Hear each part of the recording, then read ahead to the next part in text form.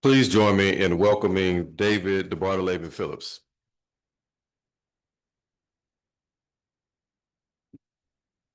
Good morning, everyone. Thanks for the invitation to be here. So today we're going to be talking about somatic therapy and how coming home to the body is really the fight for healing for us all. Sometimes people like to know, who are you? Why are you doing this presentation? And so if you're a person who likes to know all the initials, all the titles, there they are. They don't really mean a lot to me. The way I typically like to introduce myself is first, most of my clients actually would refer to me as either their counselor or their coach. I do a lot of facilitation work. And so I teach at the institute where I was trained. I'm one of the senior teachers there. I do a lot of public speaking. Um, I'm an adventurer. So in my relationship, when I go jump out of airplanes and things like that, my husband stays home. But two of the titles that I'm probably most proud of is that of actually husband. So I've been married to Bentley for about 8 years, and I'm a dog dad, as he spoke about earlier. And I've never actually been able to introduce myself, I think, in a room like this, or never had the courage, but we're in a serodiscord relationship. And so for me, learning about this HIV journey has been a journey for me. I always had my own fears prior to that relationship. Um, and I remember the first time he kissed me, and then he said, I need to tell you something. And it was on our first official date. And he told me he was HIV positive. And I was like, oh, okay. And I didn't run for the first time. So that to me was God saying there's something here. Because I didn't want to run from something I was really scared of. And so grateful that I didn't run from him, and we are here in relationship today. So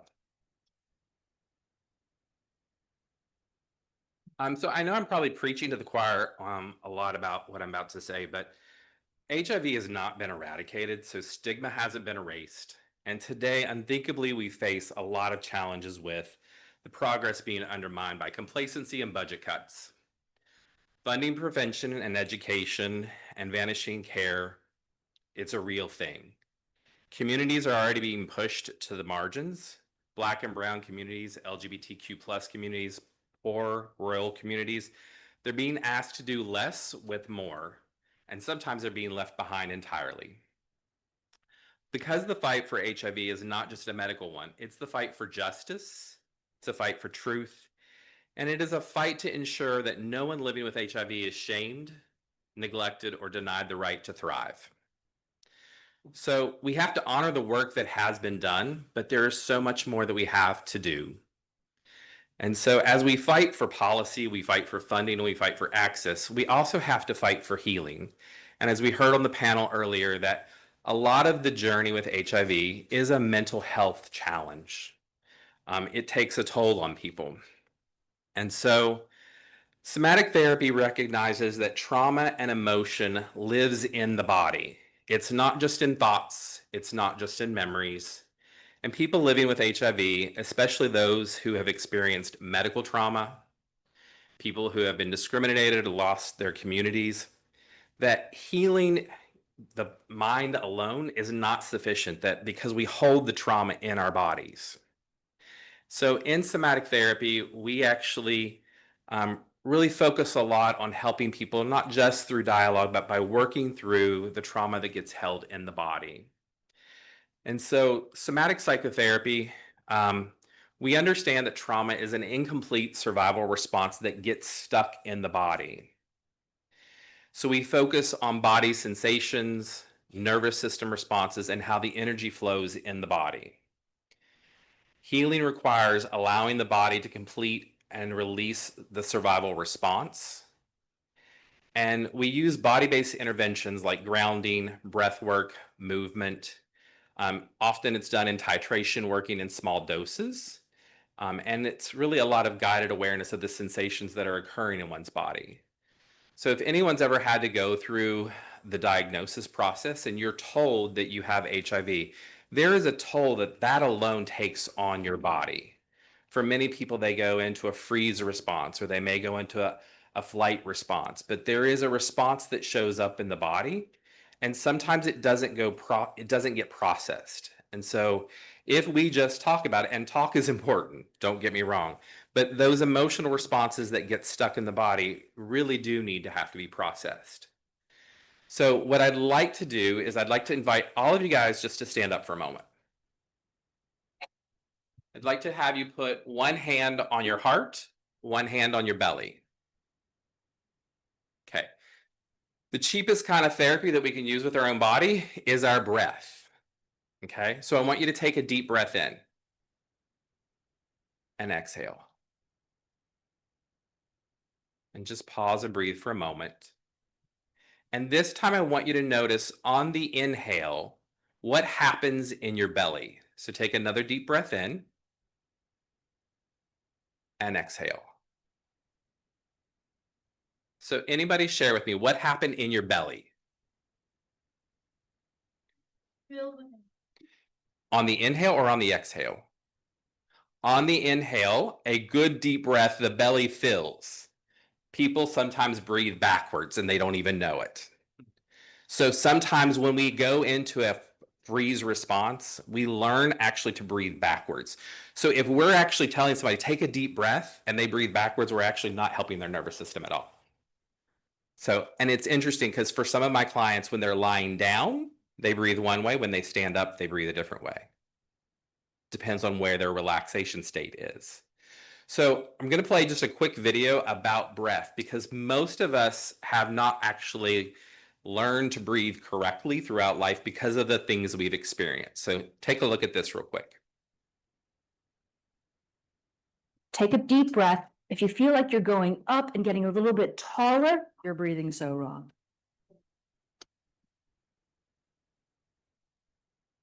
Breathing wrong is when you use your neck and shoulders to pick up your thoracic cavity. So do this now. Take a deep breath and watch. If you feel like you're going up and getting a little bit taller, and then you come down and settle down on your exhale, that's actually a dysfunctional breath.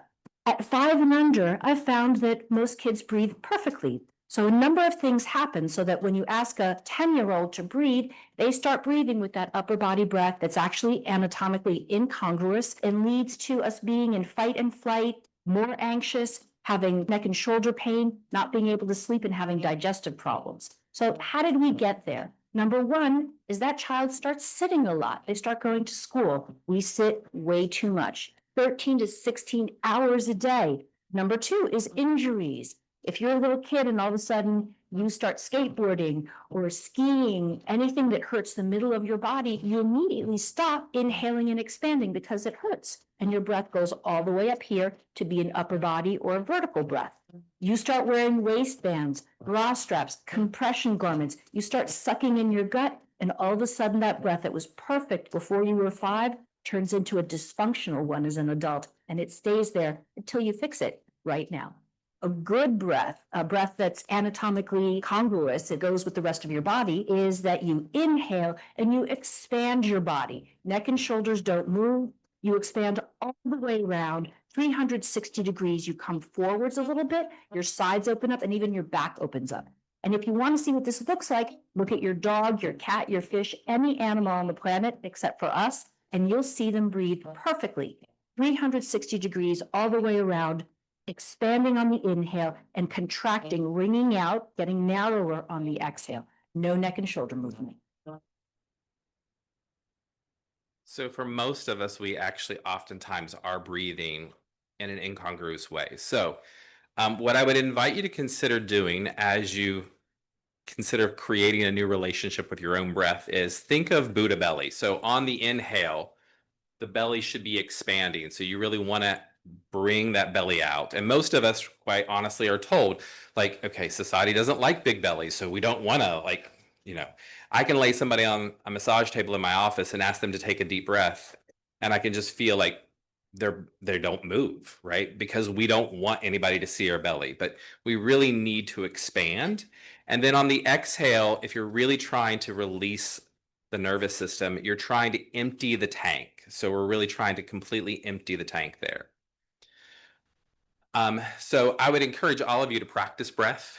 It's the one thing that I always start with clients. It's the easiest place to start with actually making your nervous system more relaxed and in your own body.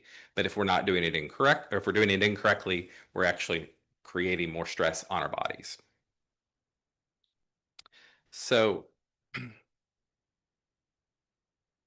oftentimes when our nervous system stays in a threat response, we can refer to it as three different ways. We have hyperarousal, which is often associated with anxiety, insomnia, muscle tension or irritability. We can have hypoarousal, which is numbness or a collapse in the depression and disconnection.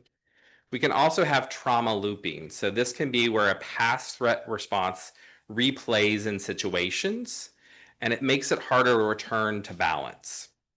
And so when we think of the different states, most of you have probably heard of these. So we have fight, flight, freeze, and fawn. Okay. But when we start to work with the body around these states, so when we think of fight, oftentimes people are confronting a threat directly. There's often a lot of anger, irritability, or aggression. So if I'm angry about my diagnosis, right, but I'm not allowed to be angry because most of us are told in certain spaces and places not to have your anger, we hold it in, we constrict. So if I were actually working with a client in my office, I actually have boxing gear so they can actually physically release the anger. There are times where people are really angry about a lot of different things in life, but having a diagnosis can be one of those things. So having the freedom to actually let that out can be really a cathartic experience. The thing about that is, I often like to think of when we talk about releasing something like that, the nervous system, we can actually allow it to actually have that cathartic release. So that would be what we would call a charge, but you also want to allow the body to discharge. So there's additional energy that needs to like move through the body. So how many of you have ever had the experience where like for no reason, like, well, there might be a reason, but let's use an example. How many of you have ever walked away from a car accident? Okay. When you walked away from that car accident, did any of you have this sensation that your body wanted to shake? Okay. That's the body's natural way of trying to shake off the trauma. But usually, like when somebody's shaking like that, the thing we usually do is we try to, oh, calm down, you're going to be okay. Rather than just being with the person in that place and helping them to co-regulate or regulate their system, right? Stopping that stops the process of letting the trauma release from the body. So it's actually a good thing to let that actually, like the vibration and the shaking occur. So another response is that of flight. So oftentimes a person is trying to escape or avoid the threat that they may feel. There's a restlessness, a fidgety, difficult of sitting still. They may have racing thoughts, anxiety, panic attacks, but they often have this feeling of I need to get away because they don't feel safe. So if somebody's feeling like they need to get away, anybody have an idea of how you might be able to embody that? Gina, can I borrow you for a second? Come here. So if Gina was with me in my office and she's in a flight response, to let her body process that, we're just going to run in place together. I might have her actually, keep going, girl. You got this. You got this. Come on. So Gina might, if she's in this response, I might let her really embody this desire to flight away, right? She's trying to run away. I might actually let her have this for 10 or 15 minutes. It seems extreme, but there is a way then she gets to experience, oh, wait, I really am safe. I don't have to run away. Thank you, dear. Thank you for participating. So we also have freeze. So there's this immobility where we shut down in the face of the threat. We oftentimes feel numb, we get stuck or disconnected. A lot of times we'll have shallow breathing or our heart rate will really slow down. So we often have this in this state, if I don't move, maybe I'll be safe. So if somebody has been abused as a child, right? It may be a thing where all of a sudden I need to like go hide under the bed or I need to hide in the closet, things like that. So giving people an experience where they can actually have a reparative experience is one of the goals of actually working with the body in this. So there are times in my office where I have a corner where we build in like a little place that looks like a closet and they sit there until they feel safe to come out and talk about what they need to talk about. but they have the choice. But they often are feeling that stuck place, and there is this titration back and forth of, is it safe to come out? Is it safe to talk about this? Is it safe to me talk about my diagnosis? Is it safe for me to tell anyone, or do I have to hold this all by myself?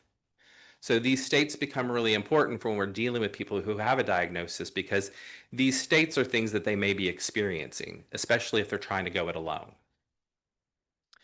You can also have the fawn response, which is kind of the people pleaser. In this place, people are typically trying to avoid danger. They have a real difficulty of saying no to people. They often shrink up. They usually will be about suppressing their own needs to just kind of maintain harmony. And the idea is, if I make them happy, I'll be safe. So a way that you might actually experience this in my office, because there are a lot of people that are people pleasers that come to see me. I said earlier I have boxing gear. So I sometimes will take a boxing shield and have people hold the boxing shield. And then we'll talk about all the things that are troubling them, all of the things that upset them. And so I start taking books out of the bookshelf till their books are like this. And then I have them carried around the room. Because I told them to, they're going to do whatever I ask them to please me. So finally, someday we have to figure out it's okay to drop all these freaking books, right? And sometimes people get it quickly and they're like, why am I doing this? And they throw them down. Other people will stand there for quite a while and hold them. So what burdens are you carrying? Who are you trying to please? What can you put down that you don't need to carry any longer? If it's something about an HIV diagnosis, you don't have to please everyone else, right? You have to take care of yourself. And if they don't have capacity to be in connection with you, they're at a loss for not being in connection with you. So we're going to watch this clip for just a second. Run.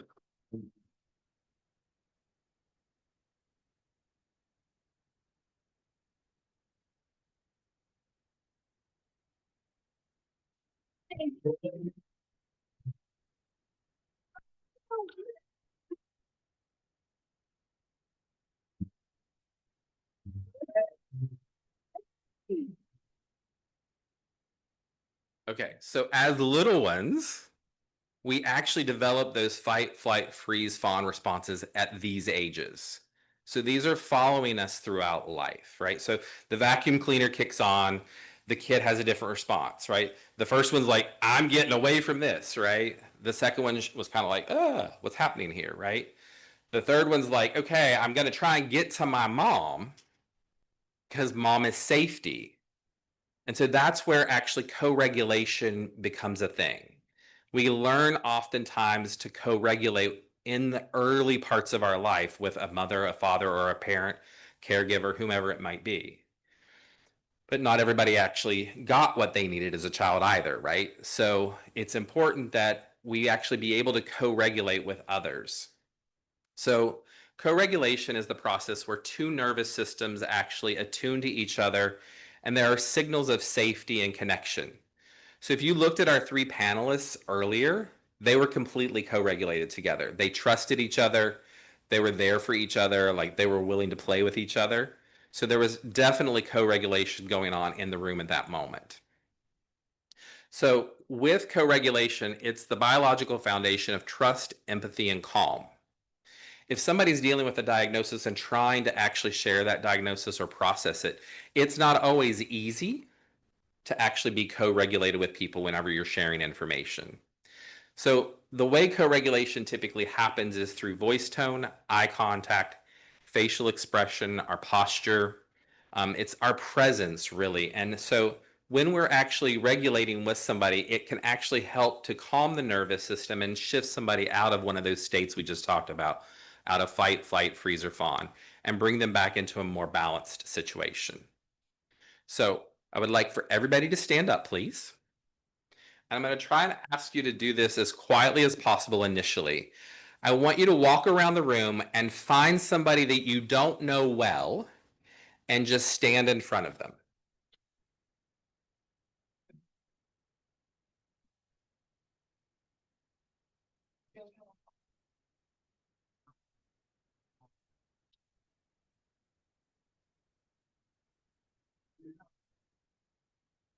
All right, so find your partners. And then and you may have to partner with somebody you do know, because some of you know a lot of people in the room. That's fine. So you can just do it with Mike there. Okay. All right. So what I want you to just do right now is just allow the words to kind of come to a close and just make eye contact with this person.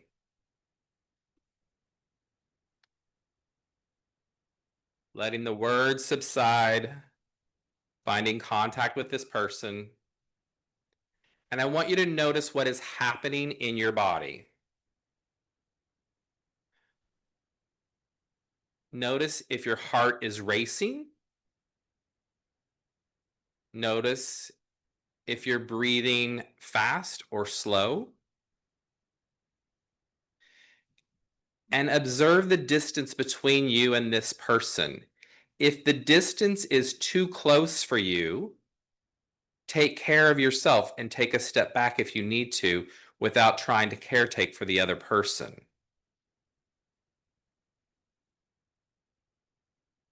So as you're breathing, see if you can now sync your breath with this person if you already haven't.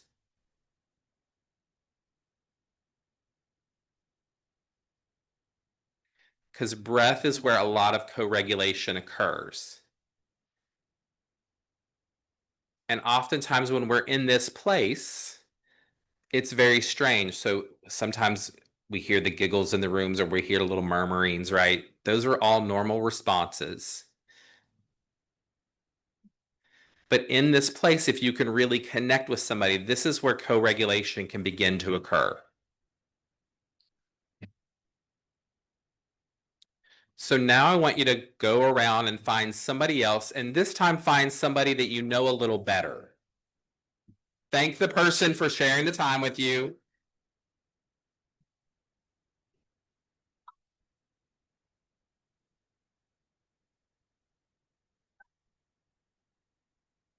Yeah, so this time you want to find somebody that you know a little better.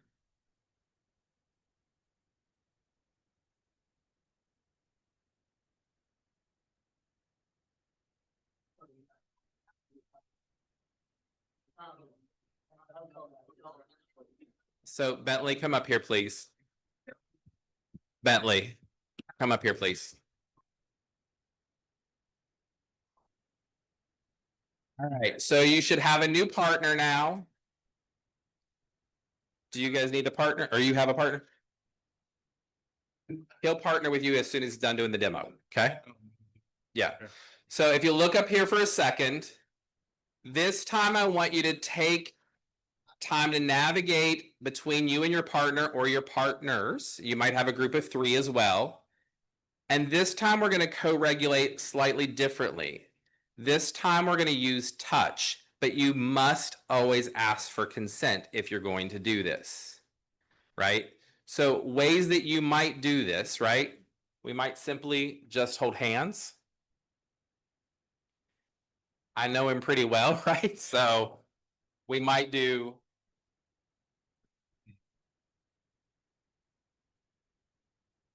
Okay. The more you know somebody, the more contact that you can make, right? So see what the experience is like to co-regulate with simple touch. Figure out what works for you and this person. And there could be that you're saying, I don't want to be touched. That's okay.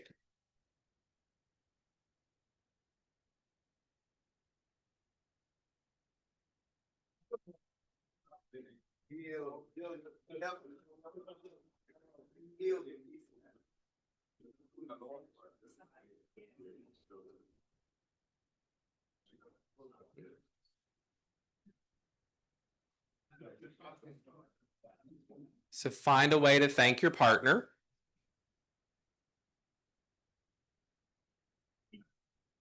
And then you can find your way to your seats.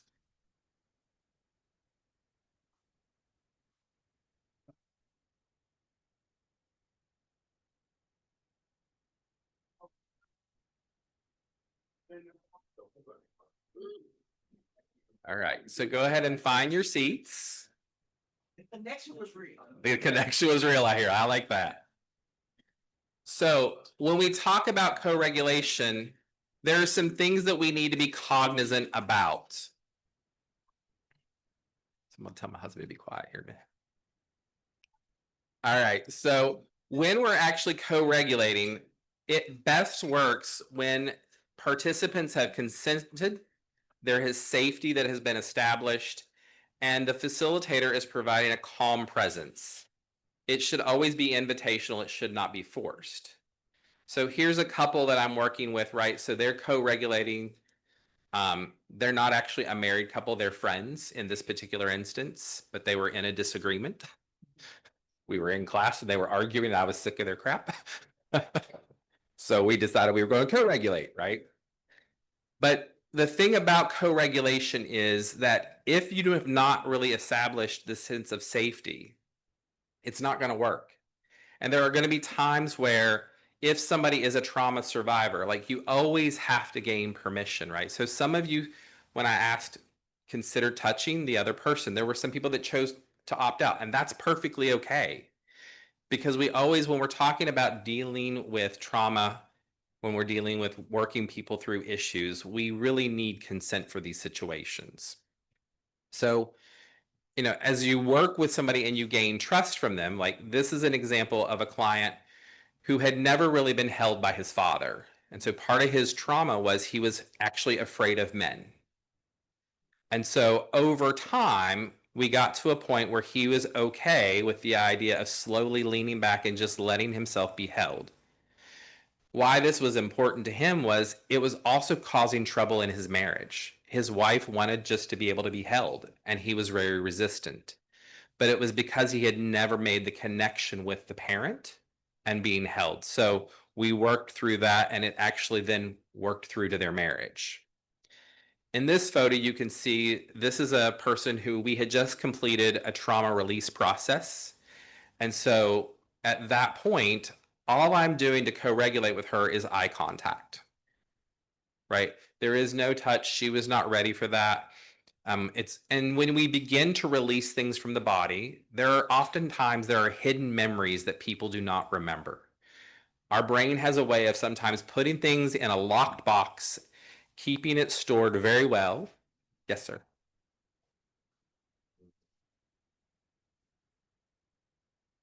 So the question was, what are the significance or the dynamics of this photo? So TRE is the specific process I had just done with her, which is trauma tension release exercises. So we take people through 7 exercises, things that you might see at a gym or a yoga class. And then they end up lying in the floor, and basically their legs end up in a butterfly position and the legs begin to tremor. And it creates a release mechanism. So this is her at the very end of that process. And all we're doing here is just co-regulating. So I have a very established relationship with her. So the proximity is fine because we have the established relationship. Knowing the trauma she was working on, though, I'm not actually going to, like, sometimes I might touch somebody's heart, right? Make a heart connection. But knowing what she had just processed, touch for her would have been inappropriate at that time.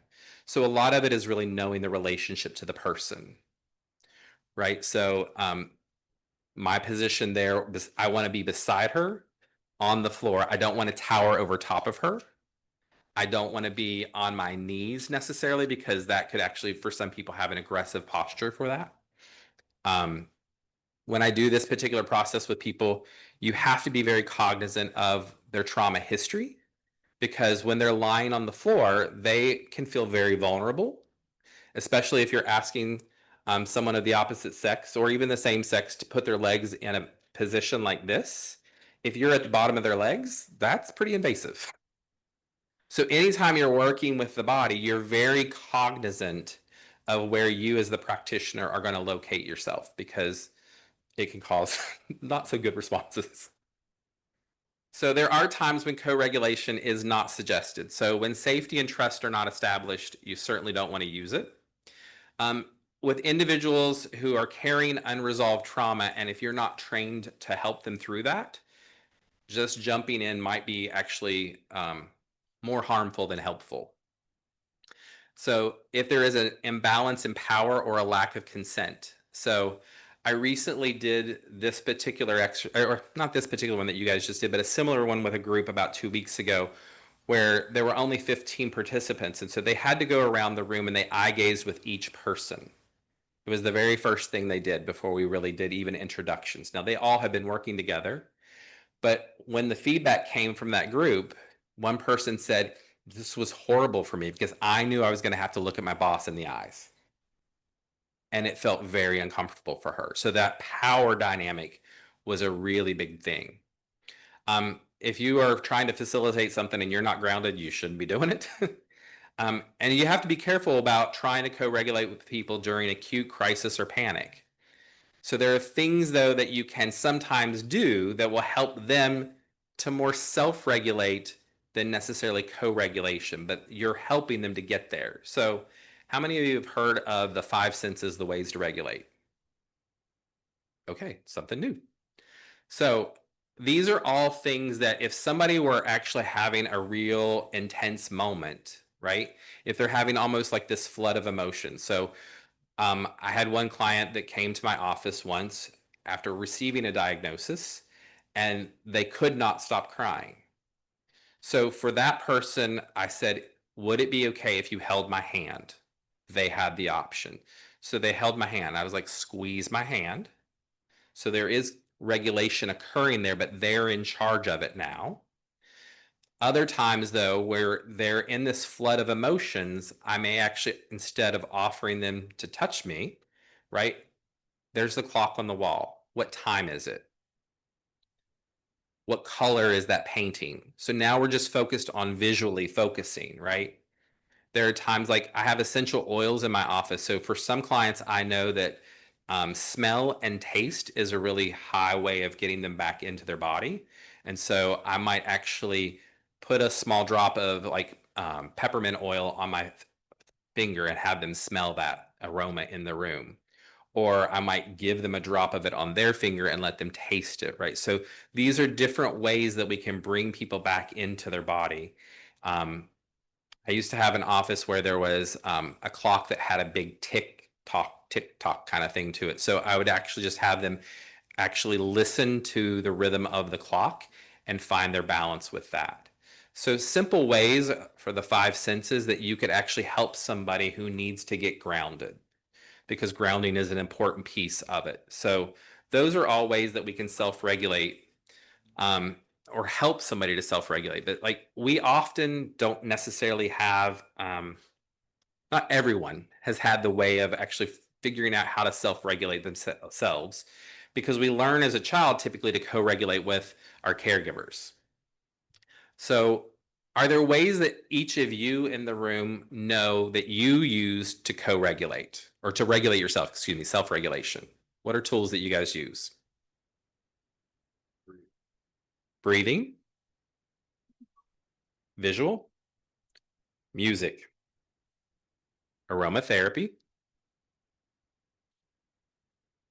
I heard somebody earlier say meditation on the panel. Okay, that can be a way of grounding and centering ourselves. And yes, sir. I love you already. I don't know you, but I love you. He said he likes to stand barefoot in the grass. If I've just worked with a client, my office was actually built as a part of our home.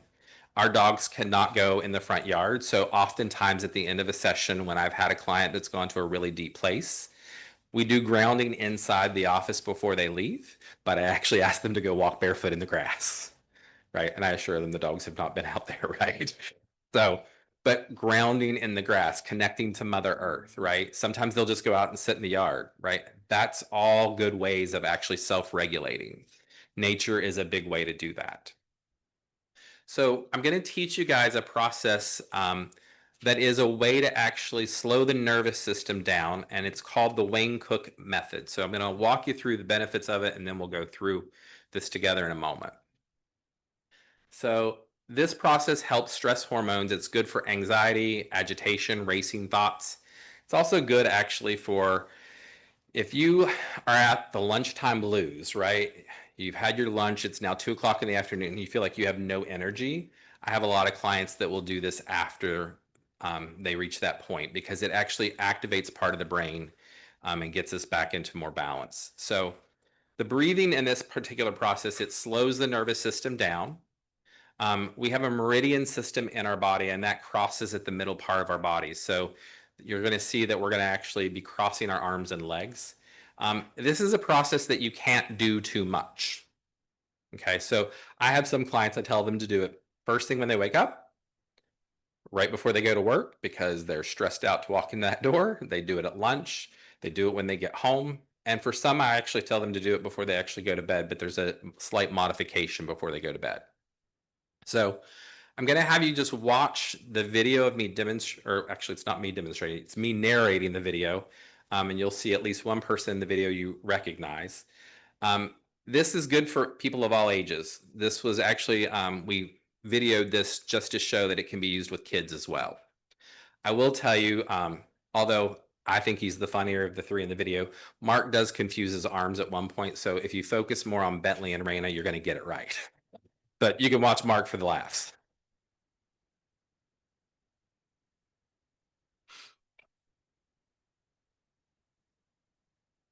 Today, we're going to demonstrate the Wayne Cook method, which was developed by Wayne Cook, who was a bioenergetics practitioner. This is often taught as a part of Eden energy medicine. It is great to help manage the stress hormones in the body, great for anxiety, depression, people who are feeling agitation. It helps to balance the left and the right sides of the body, and often will give you a sense of feeling more grounded and back in your body. To begin, take the right foot over the left. Take your hands straight out and put them back to back. Take the right hand over the left hand. Interlace your fingers and bring them up and under. Now we'll take 3 deep breaths. Side note, when you're taking 3 deep breaths with your legs crossed, do not close your eyes. You will have it. Unwind the arms. Bring them to your sides, uncross the feet. And now we'll do the opposite side. So you're going to take your left foot over the right. Take the hands again back to back. This time take the left hand over the right. Interlace the fingers, come up and under. And now we'll take 3 more deep breaths.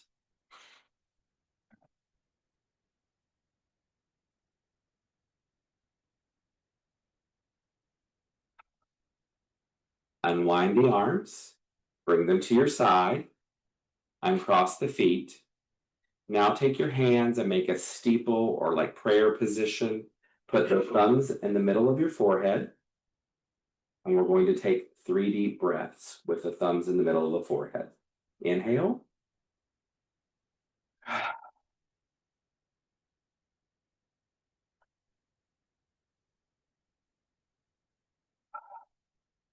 And then take the 4 fingers on each hand, put them in the middle of the forehead, and with pressure begin to pull out over your forehead, then behind the ears and down the back of the neck.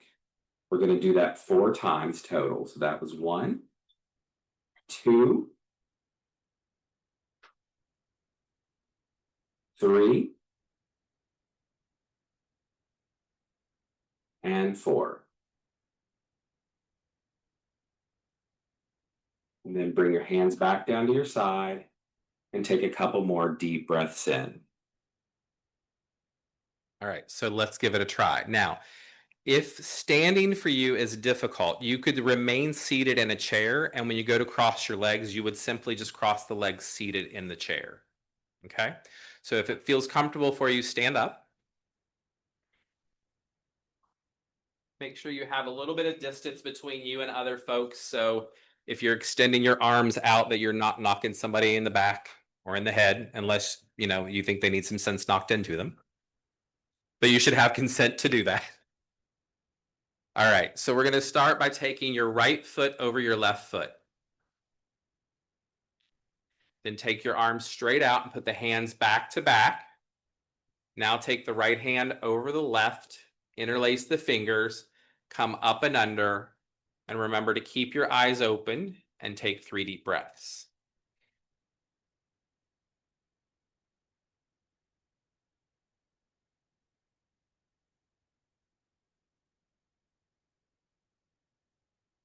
Great. Unwind. Bring the arms down to the side, uncross the feet. We'll do the opposite side. So left over right on the feet. Hands again back to back. Left hand over right, interlace the fingers. Come up and under.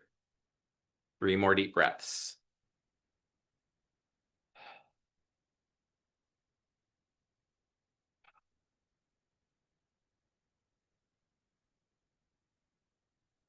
And you'll unwind the arms, bring them down to your side, uncross your feet. Hands go into prayer position. Thumbs go in the middle of your forehead into the third eye. 3 more deep breaths.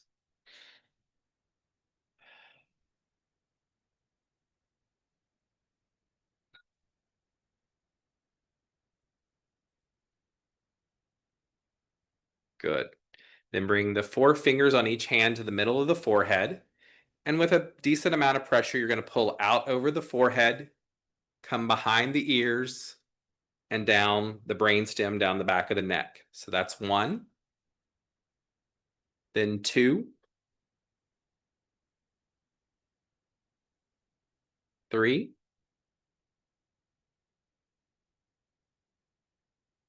And 4.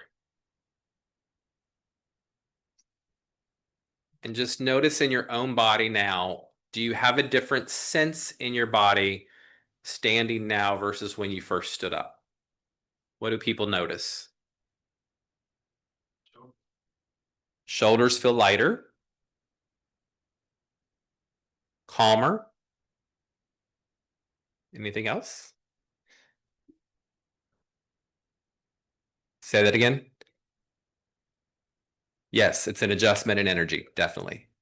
So the thing I just want you to note, if you want to do this at home, going down the back of the neck, down the brainstem, if you're doing it at night, do not go down the brainstem. You're going to activate your brain and get yourself awake. We don't need that at night, okay? So only coming over across the brow if we're doing it at nighttime, okay? Down the brainstem when you have the lunchtime blues or any other time, okay? This is going to be up on the screen. So if you would like a link to the video, that video will be available at that link in your question.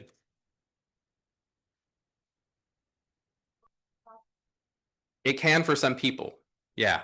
So the question was, if you're sleepy, will this actually wake you up? It does shift your energy system. So for a lot of people, it will bring much more energy into the body. Are there other questions? Yes, sir.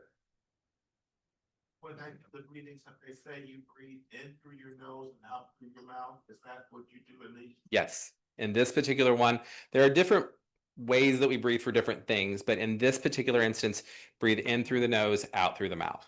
Good question. Other questions? Yes, ma'am. I have finished in June, and these are now as part of my daily routine. And it's just mini stroke came over the back of my head. Wow. Thank you for sharing that. So in June, she had a stroke, and this is some of the cognitive exercises that she needs to do to actually continue the healing process. So it's been a pleasure to be here with you guys today. If you have questions, I'll be around in the back of the room for a little bit. Be happy to talk to you. But you can scan that. That'll get you the link to the video. If you have other questions and you want to talk to me later, there's cards at the back of the table where Bentley's at. Feel free to get a card. But it's been a pleasure.